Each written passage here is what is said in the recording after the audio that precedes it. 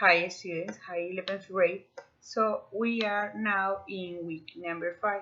So please take notes because I will explain what is the topic for this week. As you see, is passive voice in present simple. Remember that you had a homework and was to look on internet what was passive voice. So I suppose you have an idea about the topic.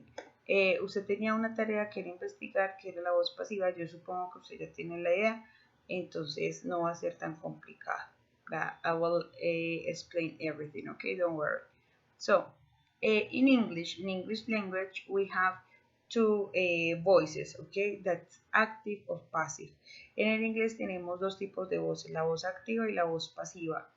The active voice is when we are talking about the person is doing the action. The most important is the subject, the person or the pronoun, because we have to refer that person, that animal or that thing in order to say who makes the action. Entonces nosotros referimos una persona, un animal, una cosa con el fin de decir quién realiza la acción, ¿ok? For example, my mom sings that song. Entonces vemos en la parte de abajo que dice A y B, ya van a ver por qué. Entonces dice, mi mamá canta esa canción. ¿Quién es el objeto, el sujeto acá? Mi mamá, my mom. The action is sings, canta, and the object is that song. El objeto como tal de la oración es la canción. The passive voice is used when the focus on the object of a sentence. Entonces, la voz pasiva es usada cuando nos estamos enfocando en el objeto. In this example, we can see that the same sentence that I used before is completely changed. Entonces, en este ejemplo lo que vamos a denotar es que la oración que teníamos antes la intercambiamos, la reorganizamos con el fin de decir que primero va el objeto. Segundo, tiene que ir algo súper importante que es el verbo to be. En este caso es el is. ¿Por qué is? Porque estamos hablando de tercera persona, en este caso una cosa que viene a ser the song, la canción. Tenemos que utilizar los verbos en pasado participio. ¿Por qué? Porque si traducimos la oración dice, esa canción es cantada por mi mamá. Ese por ahí siempre, always, all the time has to use it with by. Siempre debe ser usada con el BY, by. Eso significa por. Y es cuando estoy identificando la acción es realizada, el objeto recibe la acción por alguien. Okay? So that song is sung by my mom. When we use it, we use passive voice when we don't know who is the donor. Ok, so the person doing the action. Nosotros no sabemos quién es como el hacedor de la oración. ¿Listo? No es tan importante saberlo. La acción es un poco más importante, pero lo más importante acá es el objeto y la acción, no realmente quién realiza la acción. How, ¿cómo me doy cuenta que se utiliza active voice? She makes coffee, ¿ok? Entonces, ¿cómo lo intercambiamos? Ahí tenemos she, es the personal pronoun, makes es the action, significa hace, coffee obviously is the object, es el complemento o es el objeto quien recibe la acción. Pero cuando hablamos de passive voice tenemos que poner de primeras el objeto, quien recibe la acción. El café es hecho. Coffee is made. Y make en pasado participio es made. How to make it. ¿Cómo lo podemos hacer, muchachos? Entonces vamos a ver esta parte. Tenemos la voz activa, como ya lo habíamos explicado anteriormente, es sujeto, la acción como tal y el objeto, ¿cierto? Listo. Y en the passive voice el objeto cambia al principio, quiere decir que es subject, la acción como tal queda a la mitad y el sujeto pasa al final. Let's see. The predicate passive verb. ¿Listo? Entonces el passive verb be más past participle. Los verbos en pasado participio, perdón, en voz pasiva, entonces lo utilizamos siempre el verbo to be, el am, is o are, dependiendo de la persona que vamos a hablar. Si es I, entonces sería am. Si es you, are, he is, she is, we are, you are, they are. Okay, and has to be with that verb has to be in past participle. Sabíamos, como les dije anteriormente, que make, que significa hacer, el famoso make, se escribe made en pasado participio y significa hecho. Vamos a practicar, no se estresen por el tema, sino la idea es que vayamos aprendiendo. ¿Listo? Dice, coffee is made. The coffee is drunk. El café es hecho, la leche es tomada. The milk is drunk. Okay? Look, the coffee is made. What do you mean no milk? Who drank it? ¿Quién la ha tomado o quién la tomó? Miremos este ejemplo también.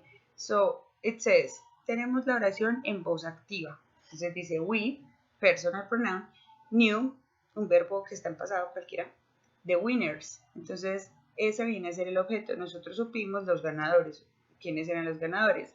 Vamos a convertir esa oración en voz pasiva. ¿Qué va primero? El objeto. Aquí va ¿cuál es el objeto? Lo que va de último, the winners. Entonces, the winners y los ganadores es plural. Por ende, entonces viene a ser they, viene a ser ellos. Entonces el verbo to be de ellos es are. The winners are known, se copia known, K-N-O-W-L, porque ese es el pasado participio del verbo conocer, know, knew, known. Y a lo último, ese we, que significa nosotros, lo cambiamos al object pronouns, que ahorita les voy a mostrar una tabla para recordar ese tema. Entonces, ¿cómo cambiaríamos la oración? The winners are known by us. Vamos a mirar esta otra oración. Dice, we took a photo. Tomamos una foto. Entonces, vamos a intercambiarla. ¿El objeto aquí cuál es? La foto. ¿Quién realiza la acción? Nosotros. ¿Y cuál es la acción? Tomar. En este caso está pasado. Tomó. Took. We took a photo. Vamos a convertirla en voz pasiva. A photo is taken by us. ¿Por qué taken? Porque el pasado de participio de took es taken. Taken. The noun that follows by is called the agent. My mom was the subject in the active sentence, but it becomes the agent in the passive sentence. Entonces la oración que teníamos al principio que decía lo de mi mamá, ¿se acuerdan? Entonces aquí en una oración activa mi mamá siempre será el sujeto, pero cuando la vuelva a voz pasiva, mi mamá siempre será el agente, ¿cierto?